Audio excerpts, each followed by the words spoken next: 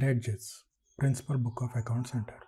Journal entries pass చేసిన తర్వాత వాటిని లెడ్జర్ అకౌంట్స్లోకి ట్రాన్స్ఫర్ చేయడం జరుగుతుంది. కొన్ని లెడ్జర్ ఎగ్జాంపుల్స్ వచ్చేసి purchase book, sales book, return inwards, return outwards, receipts, payments మరియు జర్నల్స్. బేసిక్గా చూసినట్లయితే అకౌంటింగ్ ఇయర్ అనగా ఆ పర్టికులర్ ఇయర్లో జరిగినటువంటి ట్రాన్సాక్షన్స్ని మాత్రమే రికార్డ్ చేయడం జరుగుతుంది.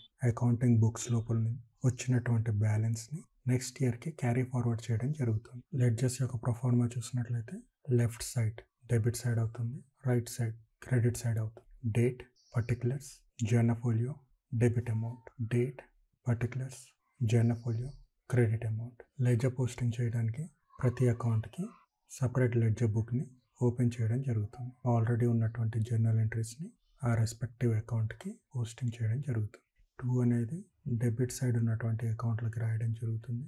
బై అనేది క్రెడిట్ సైడ్ ఉన్నటువంటి అకౌంట్స్కి రాయడం జరుగుతుంది. Credit side balance debit side కన్నా ఎక్కువ ఉన్నట్లయితే క్రెడిట్ బ్యాలెన్స్ అంటారు. అలాగే డెబిట్ సైడ్ ఉన్న బ్యాలెన్స్ క్రెడిట్ సైడ్ కన్నా ఎక్కువ ఉన్నట్లయితే డెబిట్ బ్యాలెన్స్ అంటారు. క్రెడిట్ బ్యాలెన్స్ని debit side to balance carried down అని రాస్తారు.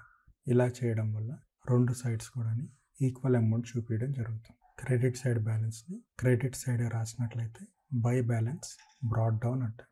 దీన్నే opening balance for new period అని కూడా అంటారు. అలాగే debit balance credit side by balance carried down అని రాస్తారు. డెబిట్ బ్యాలెన్స్ డెబిట్ సైడ్ రాసినట్లయితే టు బ్యాలెన్స్ బ్రాట్ డౌన్ అంటారు. దీన్ని ఓపెనింగ్ బ్యాలెన్స్ కొత్త పీరియడ్కి అని కూడా అంటారు.